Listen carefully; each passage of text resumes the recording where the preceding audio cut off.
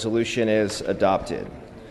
File items 36 through 39 pass and retain. File item 40, that's AB 730. Clerk will read.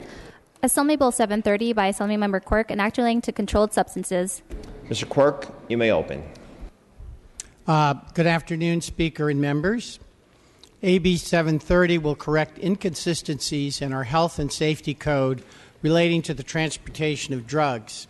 2 years ago, the governor signed a bill to make it clear that punishment for transport of certain drugs meant transport for sale.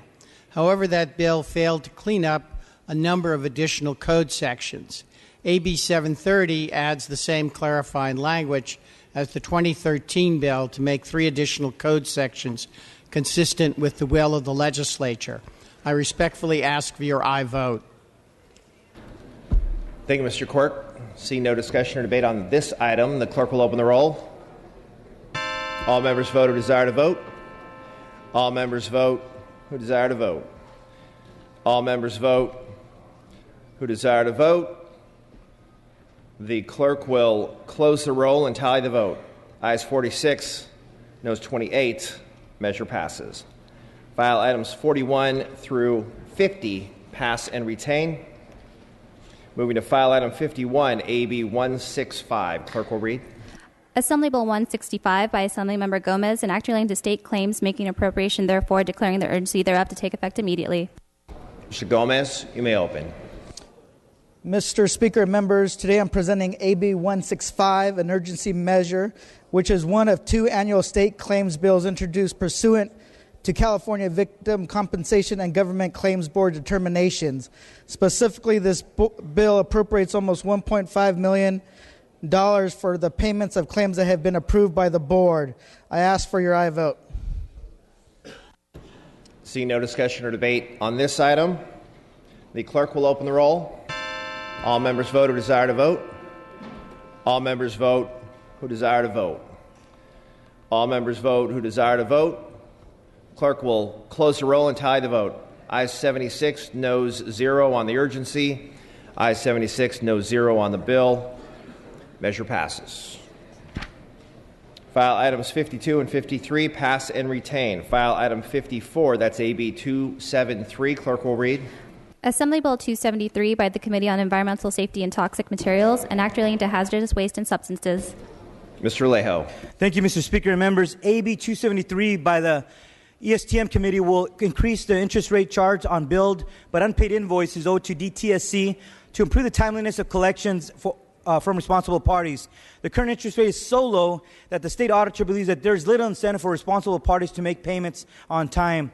The auditor recommended that in order to improve DTSC's efforts to promptly recover its costs, the legislature should revise state law to allow DTSC to use a higher interest rate assessed on late payments. The bill would require any monetary obligation owed to DTSC to accrue interest at a flat 10% or 7% for local governments. AB 273 will net positive impact on state resources. It will either incentivize parties to pay their bills on time, thus preventing DTSC of having to spend staff time to follow up on delinquent bills, or generate additional revenue from increased interest charges. According to DTSC, the department will have minor and absorbable workload associated with updating billing procedures. That will likely be offset by potential increase in revenue, which could be up to $3.2 million. I respectfully ask for an aye vote. Thank you, Mr. Alejo. Seeing no discussion or debate on this item, the clerk will open the roll. All members vote who desire to vote. All members vote who desire to vote. All members vote who desire to vote. The clerk will close the roll and tally the vote. Ayes 61, noes 6. Measure passes. File item 55, AB 275. Clerk will read.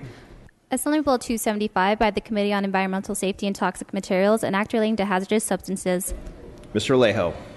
Mr. Speaker and members, this is another bill by the ESTM Committee, and it will do 2 things. Revise the state statute of limitations to match the federal statute of limitations to give the state more time to recover cleanup costs. And 2, it will remove a reference to DTSC's general fund to prevent taxpayer dollars from unnecessarily subsidizing toxic waste cleanup. A bedrock principle of environmental law and regulation is that pollution costs should be borne by their creators. Under current state law, there's a specific liability for taxpayer dollars to partially fund cleanup due to the provision that requires the state's toxics account to pay off any judgment in excess of what a responsible party can afford to pay. That basically means that a taxpayer dollars are covering the cost of cleanup where responsible parties, the polluters, should pay. AB 275 removes reference to the state account so that the state is not liable for footing the bill when polluters should be paying for the cleanup. The bill will provide DTSC more flexibility to pursue cost recovery cases in state court without putting taxpayer dollars on the line to cover cleanup costs. I respectfully ask for an aye vote. Thank you, Mr. Alejo. Seeing no discussion or debate on this item, the clerk will open the roll. All members vote who desire to vote. All members vote who desire to vote. All members vote who desire to vote. The clerk will close the roll and tally the vote. Ayes 59, noes 5. Measure passes. File item 56, pass and retain. File item 57, AB 400. Clerk will read. Assembly Bill 400 by Assembly Member Alejo, an act relating to highway signs. Mr. Alejo, you may open. Mr. Speaker and member, my last bill of the session. Today, I come before you as an author of AB 400 to urge your support because we're facing a different type of drought. And this drought is a drought in our democracy. Voter participation has been dramatically low in recent years. Last year, we had an 18.3% voter turnout in the statewide primary election. That was our lowest voter turnout since 1946. In addition, only 73.3% of the eligible voters are registered to vote in California. This is simply unacceptable. We need everyone who is eligible to vote to go out and vote so that every citizen can have a say in the future of our great state. That is why I've introduced this bill to use our state's highway changeable message signs to send a reminder to voters and potential voters to participate in the election process. We all know the seriousness of the California drought and the reminder messages on our state's roadways, which has reminded millions of motorists that they need to do their part to conserve water. Let's make it cost-effective, efficient, and innovative use of our existing infrastructure to remind voters to do their part as well so that they can have a say in our democracy. And I want to be clear that these messages will not be displayed in times of emergency to public safety.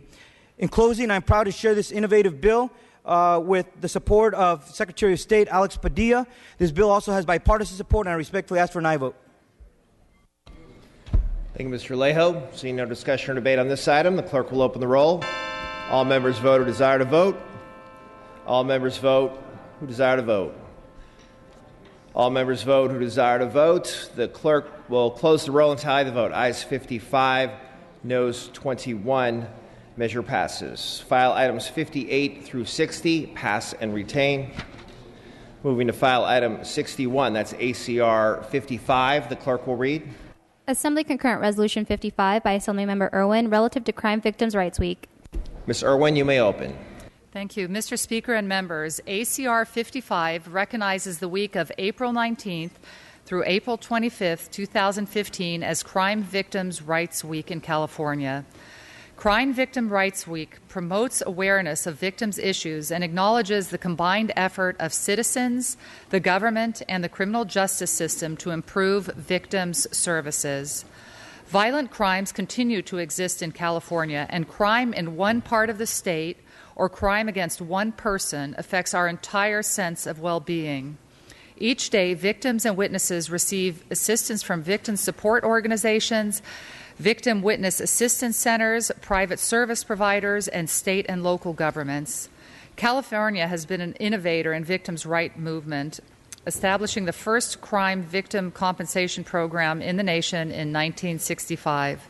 A decade later, women's advocates and Haven House in Pasadena established the first shelter for battered women in the nation.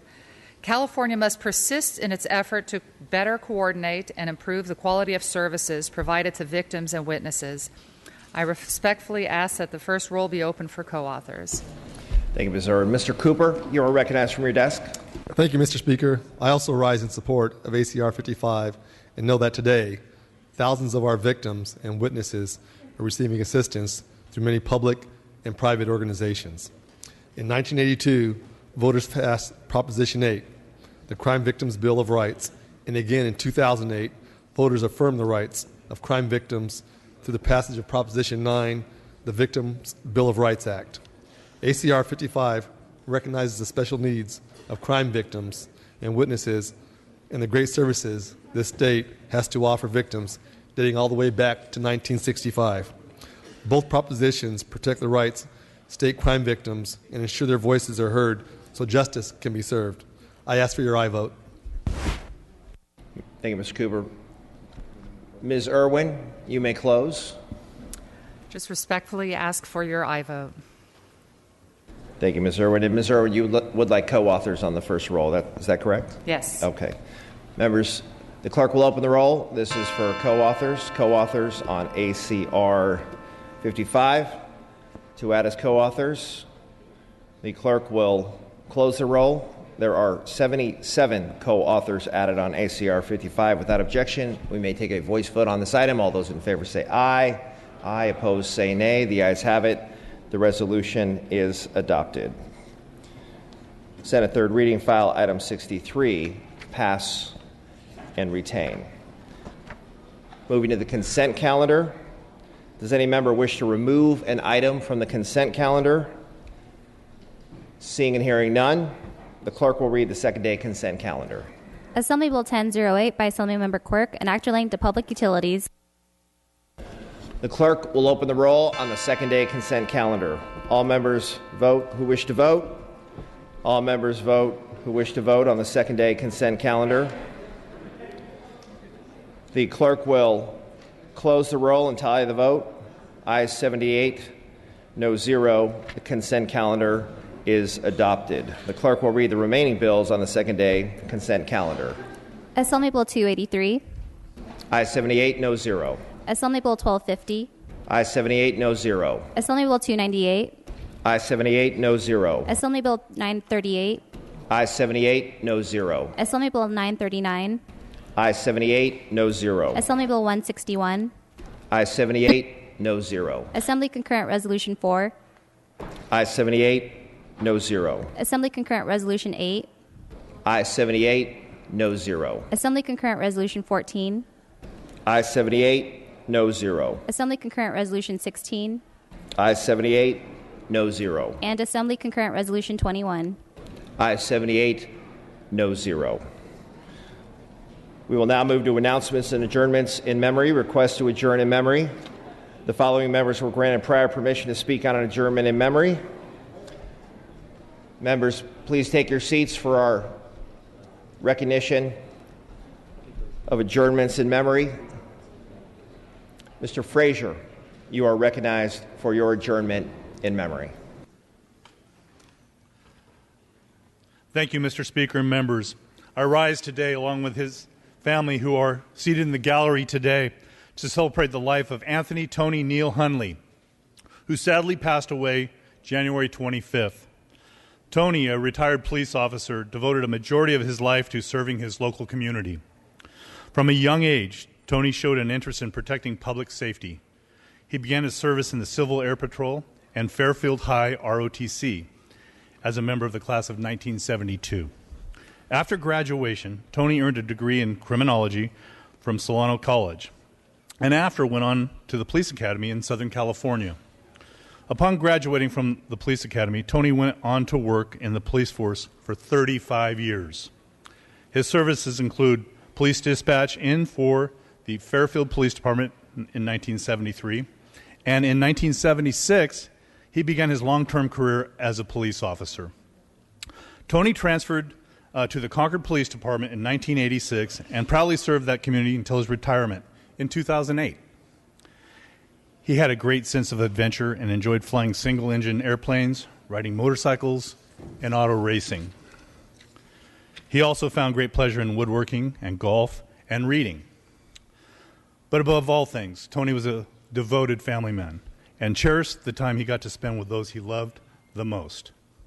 I send my most sincere condolences to Tony's family, and I would like to say again that I am proud to have had a man like Tony protecting my district, and I will always be thankful to his drive, dedication to improving the community which we live in. Thank you. Thank you, Mr. Frazier. Ms. Kim, you are recognized from your desk. Thank you, Mr. Speaker and members. It is with great sadness that I rise to adjourn in the memory of Marine Lieutenant Colonel and former mayor and council member from the city of La Palma, Hank Freeze. Mayor Freese was a key leader of the community as one of the founding fathers and first 50 residents from the small city of La Palma. And he will be remembered fondly as a coach and a principal. Mayor Freese served on the city council for 12 years and was mayor 4 times. He was born a day before his beloved Marine Corps' annual birthday celebration on November 9, 1935, and he enjoyed his last full day in health and happiness on St. Patrick's Day this year. He passed away suddenly the next day.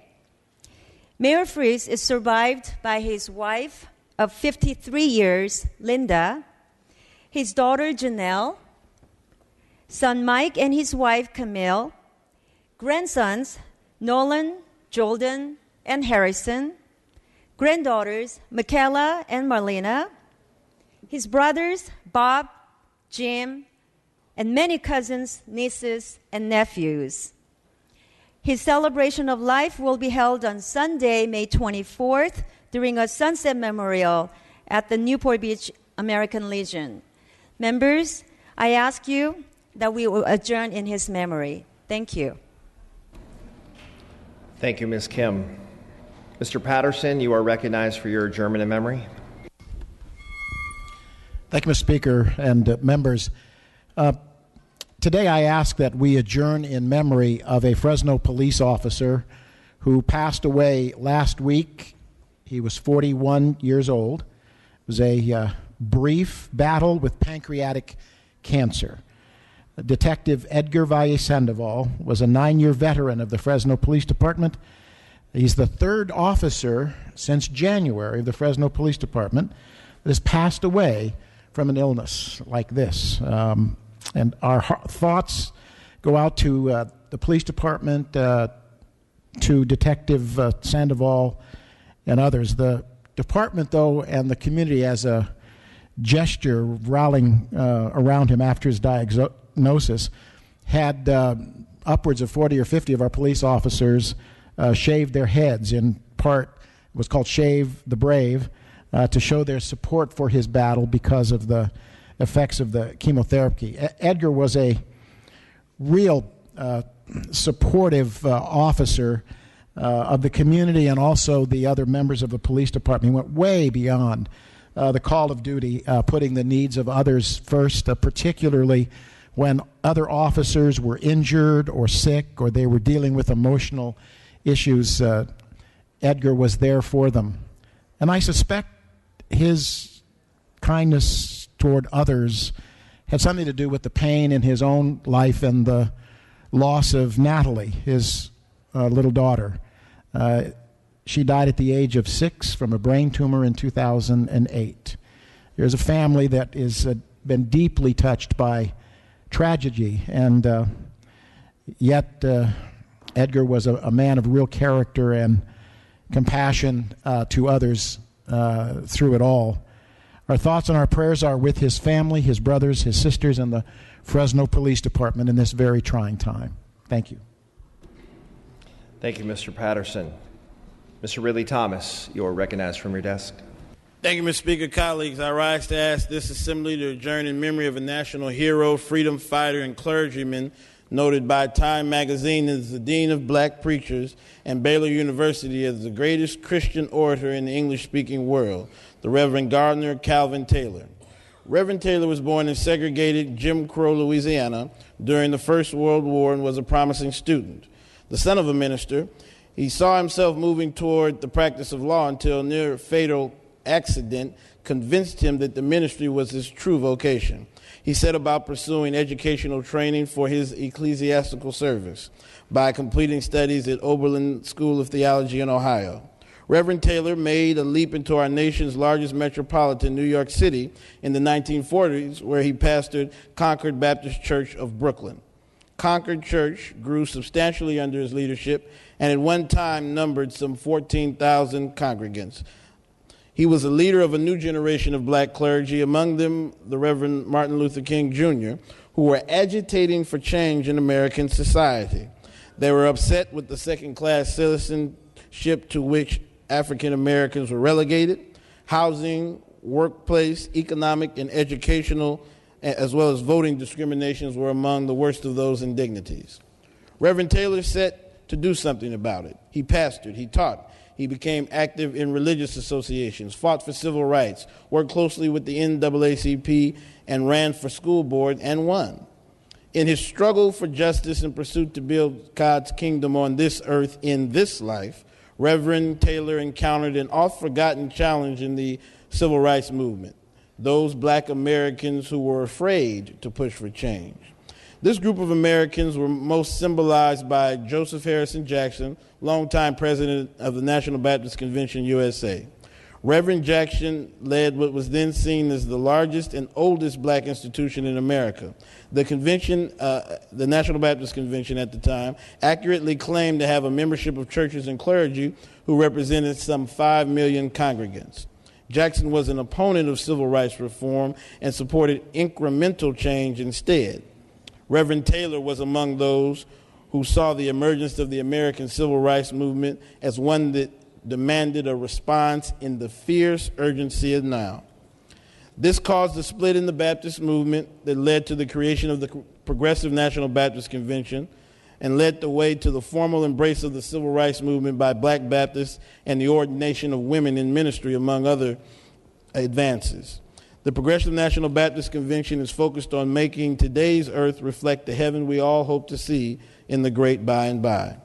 Reverend Taylor served as president of this new Baptist group, as did several Californians who were his colleagues in progress, among them Thomas Kilgore of Second Baptist Church, Timothy Moses Chambers Sr. of Zion Hill Baptist Church, both in Los Angeles, as well as J. Alfred Smith of the Allen Temple Baptist Church in Oakland. Reverend Taylor truly embodied California's ethos of progress. Speaking not just from Scripture, but from his soul, Dr. Taylor was a rumbling, rhythmic orator who marshaled Scripture and mythical allusions and the art of plain talk into sermons of emotional power. Reverend Taylor believed that faith without works are dead, and the kingdom building for a time such as this was the active responsibility of the pastorate. He was the preacher for President William Jefferson Clinton's 1993 inaugural service. You might want to review the address on YouTube. It's as relevant today as it was then. Reverend Taylor's first wife died in a tragic accident decades ago. He's survived by his second wife, Phyllis Strong Taylor, his daughter, and a grandson.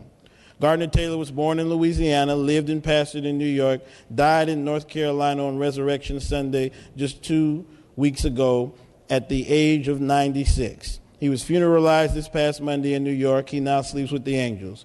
May we all live in the prophetic witness of Gardner Taylor by doing justice, loving mercy, and walking humbly with the divine.